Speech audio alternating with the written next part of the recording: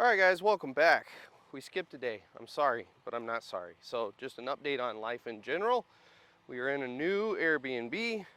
We actually switched over to VRBO because that's where we found the booking that was available. We are totally out of the place with all of the issues. So yay.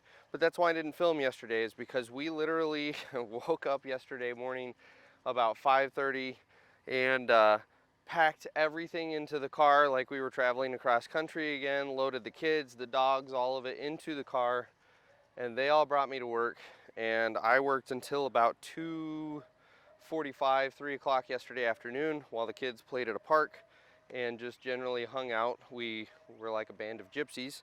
And so while we were homeless, they played at parks, and then they came and picked me up because our new place was ready about 3:30.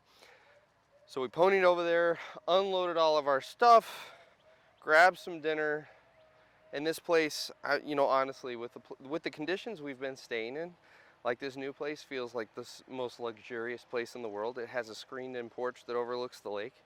And so my wife and I made some very strong drinks last night, and we posted up on the screened-in porch, and we didn't move for the rest of the evening because it was that kind of a day. So all that to say, that's why I didn't film yesterday. I'm sorry, but I'm not sorry. I had enough stuff going on. I didn't have time to juggle the camera gear and mess with all that. So anyway, here we are. It is now Wednesday, and we're kind of almost like we're just behind on the schedule I had set out, but we're pretty dang close. So here is the big retention pond up front here. She is pretty much knocked out. We have a little dress-up work to do, but I mean, that's it. She is in. So we've got this corner over here, obviously. We're gonna need a little tidy-up work, but that's not a big deal. That's, 15, 20 minutes with a dozer, and we'll have that all slicked off and looking pretty. So today's goal is to go back over my shoulder here, right there, that topsoil pile. We're gonna move that first thing in the morning. I take that back. Colton's gonna move that first thing this morning with the off-road trucks. We're gonna get that topsoil out of there so that we can do all of our pipe crossings and everything. Once we get the retention pond dug. The retention pond itself is directly behind that pile of topsoil, and we intentionally put it out here so we could move it. We knew it was going to have to be moved. So he's going to work on moving that. Ryan and I are going to go back to the back of the sub to the first retention pond we dug, and we are going to start using the rover to throw down some stakes for all of our structures, because tomorrow, in theory, we should be able to start pipe. And so we're going to get some stakes in the ground just in case we don't have the surveyors out to restake in time. We're starting with outlet pipes and stuff, so it's not going to be quite as critical to be hyper accurate on those like it would be the catch basins and stuff that are going in the road. So that's what we're going to start with. I'm probably going to carry the GoPro around while we're doing that, just so I can give you guys a little insight as to how the rover works. We can talk through what we're looking at on the screen, how to do some offsets and stuff like that. So without further ado, I'm gonna go get everything squared away and prepped for the day, and then we'll catch you guys here in a little bit playing with the rover. See you in a minute. All right guys, so I was gonna give you an idea of what I'm looking at here. These are the paper prints. We're gonna see it on the rover here in a minute. This is our retention pond here in the back, and what we're about to go stake is this inlet structure here, and then the pipe that goes through the berm, and then the outlet here. So this is actually an inlet that goes into a structure, and then boom. And I'm fairly confident the reason the structure's there is this is kind of an inlet pipe that's going to feed it slowly, so this whole retention pond doesn't hold water. And then this structure is kind of an overflow, and then we have a weir here that's kind of an absolute like emergency spillway for this whole area. And then this is the actual outlet pipe that's going to lead off into the woods. So this is what we're going to stake. We're going to need stakes to set this end point here. We're going to need stakes to set the structure itself. And then we're going to need some offsets for our pipe run. And then we need stakes for this guy right here. So we're going to take the rover over and we're going to start working through that. All right, so here we are on the rover. And fortunately, we actually were able to save this stake, but we're just double checking, and we're kind of getting a feel for how our tolerance is on our system. So as you guys can see here, this is our retention pond that we were looking at on the plan. We have our inlet. The structure is not showing up on here, but this is going to be the structure basically at that junction. And then coming down here is our outlet. And you're gonna see this little icon right here. That's us. This huge thing right here is the apron with the riprap that we need to put in. And this line obviously is the pipe coming in. And you can see the accuracy of this GPS just with me tilting the head, the play that we're getting out of that. So we are right on where we need to be. So we're gonna go over here and we're gonna do the exact same thing, and we're gonna put a couple stakes in line here so that we know where this main pipe run is.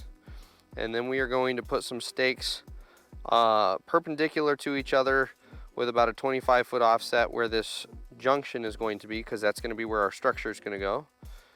And then we are going to put a stake at the very tip of this inlet here, and that will let us know exactly where we need to be. So we are going to go do that. When we get into doing the offsets, I will turn this back on and show you guys what we're doing. Alright guys, I'm going to preface this video by saying I'm not a grade checker and I'm not a surveyor. So if there's an easier way to do this, if there's a smarter way to do this, then by all means you can let me know in the comments. But this is what you get today. So what we're going to do is we're working on our offsets right now. So we have staked the actual end of our apron here for the inlet going into the structure. And we've got our invert elevation that we've taken off of the print. That's on there, so we've got that information tomorrow when we go to dig. Now what we're going to do is we're going to do a couple offsets. We're going to do a left offset and a right offset. And what that's going to allow us to do, you want to make sure that doesn't tip over for me. So what that's going to allow us to do is if I have a stake 10 feet over here, and I have a stake that's 10 feet over there, and I know they reference the exact same point as our reference line, then I know I can pull a tape across these 2 points.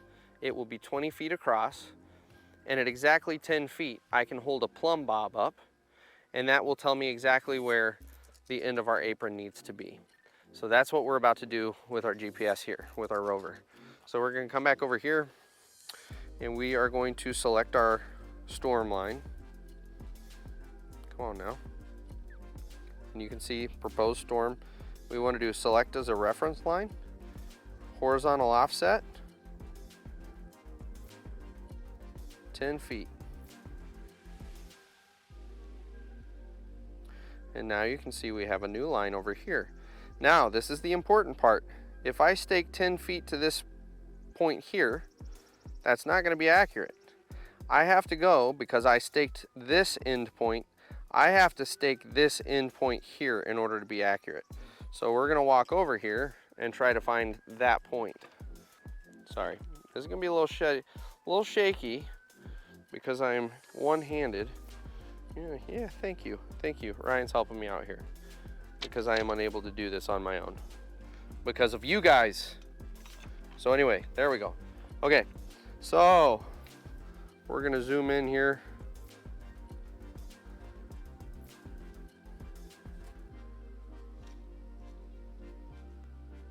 I'm sorry, hang on guys. Can't do this all one-handed. I'm sorry guys. There you go. You wanna just hold that rover up so I can freehand this? Thank you, Ryan. Damn it, get out of that mode. There, that's what I wanted to do. That's what I've wanted to do this whole time, everyone. Okay, so we should be zoomed in pretty good now, so I can be accurate. All right, so we're gonna walk over to this point right here, which ought to be pretty stinking close. Maybe, yes. Yeah, I got it way zoomed in. That's where you wanna be when you're staking this stuff.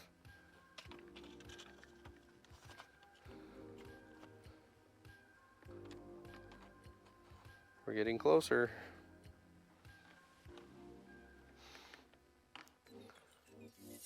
We're getting closer. Ooh, really close there. Really close there. Okay, I am now within leaning distance of this point. So I'm gonna look at my little bubble here and figure out where I'm at for level. So there's level. So we need to go just a hair to the left, right there. So that is my offset for this side. And you can see with my little amount of leaning. That's how zoomed in I am. I'm leaning this thing, what would you say the top of that's moving, like a 1/4 inch, 1/2 inch? Yeah. And we're getting that much play on the screen. I am on top of this point. Like if I zoom out, we are really on top of this point. So we're gonna go ahead and stake that. So we're gonna put a stake in here. Then what I'm gonna do, while he's staking that, let me set this up where it's not gonna fall down. And I apologize, guys, but this is the vlog. This is what you get, the uncut, unfiltered. Go watch it down and dirty if you want this done right. Now what we're gonna do, we're gonna come back to our line. Over here, I'm gonna select it. Maybe, there we go. I wanna unselect the reference line. And now I wanna reselect it. Come on. There she is. Select his reference line. This time we wanna do a 10 foot off to the right.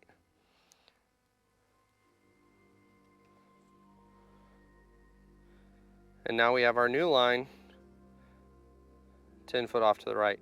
So we're gonna go track that down. We're gonna do the exact same thing on the right. And like I said, we have to make sure we're staking that very tip endpoint, because if you stake any of these, you're not gonna be accurate. You're gonna have movement on where this is supposed to be. It has to be the same point you're staking with your offset. But now we will have, you can see we've got it, well, let me back up here so you can see it. So now you can see he's got 2 stakes that are in line. Our 3rd stake will be 10 foot over on the other side. And that's gonna give us our perfect reference line so that we know exactly where this structure is supposed to be. So yeah, we're gonna get back to staking. I'm probably not gonna do any more recording because as you can see, it's really difficult to handle a rover, tap on the screen, and also hold a GoPro in your hand at the same time. It is what it is. But you get an idea of what we're doing. So we're gonna go stake the rest of these. We're gonna do our structure. We're gonna do the exact same thing. We're gonna stake in our structure. And then we should be pretty well set on stakes back here just because we already know where our pipe's outletting into the woods. We can dial that in as needed. So anyway, I will catch you guys here in a bit when I'm back in the machine probably. So we'll see in a little bit. All right, guys, back in the seat. We had the tech come out, look at the machine. It's looking like it's wiring issues. So we're not 100% fixed, but one of the things he was able to fix, I was overheating this machine. I don't know if I mentioned that a little while back. And one of the wiring issues he found was a ground that went to the fan clutch. And it appears we are back to running this baby full bore without having to worry about it overheating every 5 minutes. So that's cool. So I figured, since I was in the machine testing it out, trying to get it to overheat, now that we can run full bore, I get you guys some footage of me hogging into trucks. Because everybody loves videos of bombing trucks. And this is one of my favorite things to do in the world right here, is bomb trucks.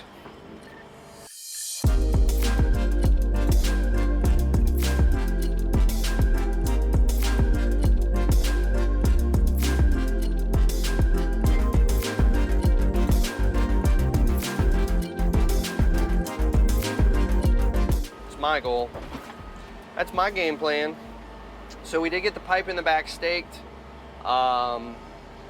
We are ready to do that tomorrow or this afternoon, depending on what the day holds. And then they came and staked the outlet pipe that drains into the ditch up front here. So that one will be ready to go. We can dig those in. And we've at least got a starting point until the firm comes out and re-stakes the rest of them. I told the guys I don't really want to do anything in the road because that's precise enough that if you screw it up, there's going to be repercussions, and I don't want to pay for those repercussions. I'd rather just have the engineering firm come out and stake it, and that way if anything is messed up, it's on them, it's not on us. So we'll call it an insurance policy. Come on back. And of course you hit the one spot I didn't carve out for you. I made you a nice little slot. It's all right. It's all right.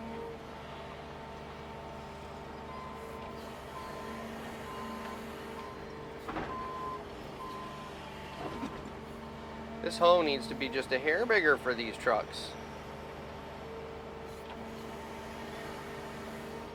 I think a 349 would be just about mated perfect. This right here is a good day. I absolutely love doing this, and I did not get to do this enough when I was on the big jobs, unfortunately. Excavators were kind of the old man machines because they are gentle on the body. So as a young guy, I didn't get a whole lot of opportunity to just sit and bomb trucks all day. There were some instances, but not a lot. So I always jump at a chance to do this.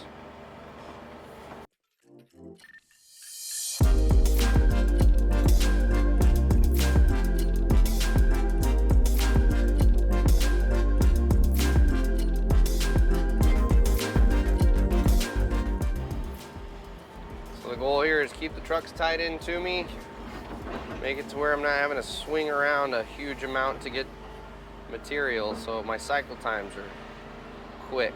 So that's why I'm kind of bailing here, getting it close. Prepping for the truck. In fact, someone mentioned it in my comments the other night on a video. You know, in a situation like this, prep is everything. You got to make sure you are set up correctly to really be efficient.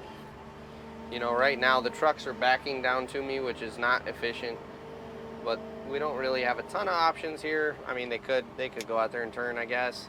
We got stakes and pipe in the way though. Rookie drivers. I'm not super pressed for time, which is why I'm not really pursuing it. You know, like I would on a bigger job. If we were really doing mass excavating, I'd absolutely set the trucks up the right way, but in this circumstance, I'm just trying to bale topsoil quickly and have some fun. And I talked about it on my Down and Dirty when I talk about loading off-road trucks, which if you haven't seen it, click up above. Off-road trucks, you bomb them. You aren't concerned about getting that bucket nice and close to the dump box like you are on an on-road truck. Your goal is move material.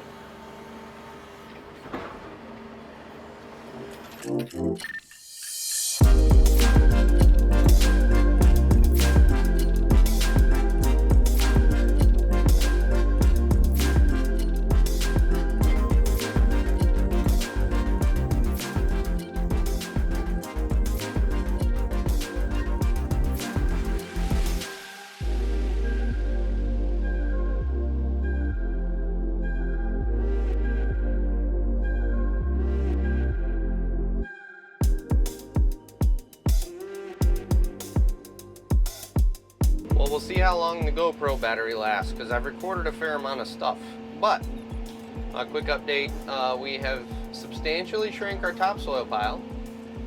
And as you can see out there, Ryan has started shaping the bowl on this retention pond, which is significantly smaller than the others. I think we should be able to finish this one out, in all honesty, today. Which puts us on pipe tomorrow, which is exactly where I want to be, which is awesome. Unfortunately, I thought they were able to work out the overheating issues on the hoe. Turns out I didn't realize he had the hoe in another mode that was only running at 1500 RPMs. So I cranked her back up, and within, it lasted a little longer, 20-30 minutes. I was back to being right at the red line almost, so I'm now running in a mode that has backed the RPMs down to 1700. We're going to see if the cooler will keep up with that. It's going to still run a little hot, but I'm hoping it will at least keep up and not continue climbing. So, really, really cramping my style. We also have gone full on redneck here, and we have the engine compartment open on the back. I'm always judging of companies that do that because it generally means they got old, tired stuff, but it is what it is today, ladies and gentlemen. It goes with my shanty Airbnb experience. We'll just run the hoe man's hoe. So that is the update. Like I said, we'll see how long the GoPro lasts. Because I did all of my recording this morning, and then I continued recording on that earlier segment of me bombing trucks for the regular Diesel and Iron channel, so that those fine folks over there could enjoy the experience. But this is it. And basically Ryan's getting me piles ready so that as soon as I get all this topsoil hogged out of here, I will immediately just climb up on those and start hogging clay, and we'll take that to our fill site. And yes, that is the afternoon in a nutshell right there. And I'm getting these off-road drivers trained up. I'm damn proud of them. We talked about it at lunch, how we should approach the hoe, and you know, just how they can change their route and they can have a little freedom to think outside the box to get to me quicker. And we talked about how when I hang my bucket out there, that's where I want them, and these guys are visually making markers, and they're starting to line up pretty solid on me where they're not crowding me all over, and I'm proud of them.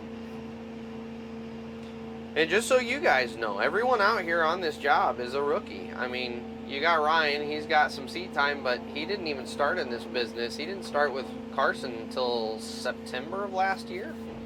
So he doesn't even have a full year under his belt yet. Here he is, you know, running the hoe. Now he's in the GPS dozer, getting some serious seat time. Colton had never run a GPS machine that I'm aware of.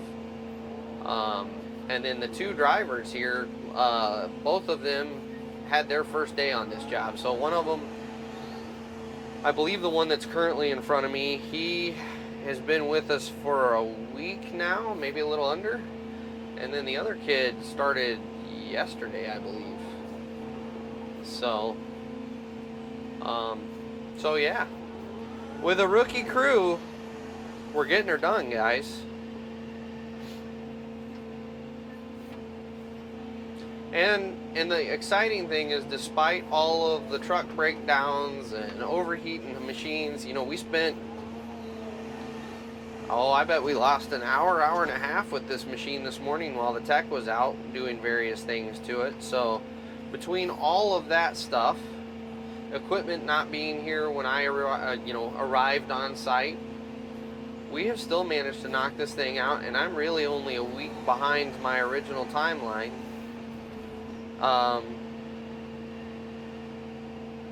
Which my original timeline was not accounting for all of those things. So I'm actually really thrilled with our progress, to be honest.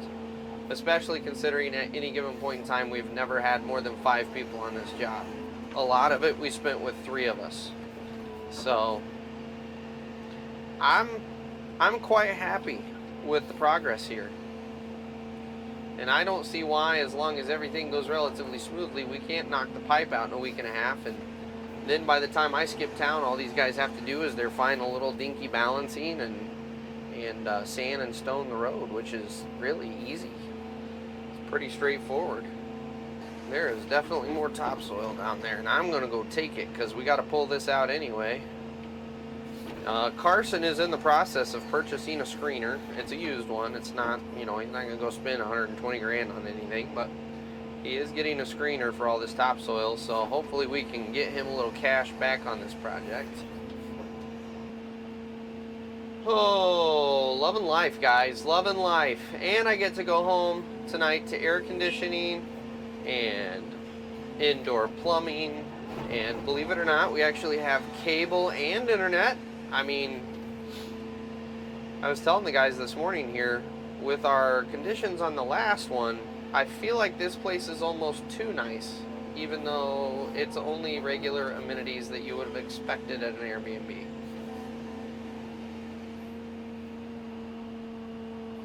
What you got? My front driver's side's leaking. Your front driver's side? Yeah. Like the tire? Yeah. It's got a crack in the sidewall every time I go over it. It's shooting out. Is it? Yeah. How bad is it right now? No, I mean, I can. Can you make this round? Oh yeah. Okay, so what we'll do? I gotta call in to Justin, and he's on the phone right now, but he's gonna call me back. Okay, let me know what he finds out. We're not gonna keep running it because I don't want to have an issue where it pops off and we're in a. So Yeah. we'll take this load up, dump it, and then go park it up on the hill for now. All right. Yeah, and then let me know what Justin comes back with. I'm hoping he'll have a tire guy out here today. Yeah. Most of the time they can get you same day. I'm hoping. But yeah, let me know. Sounds good.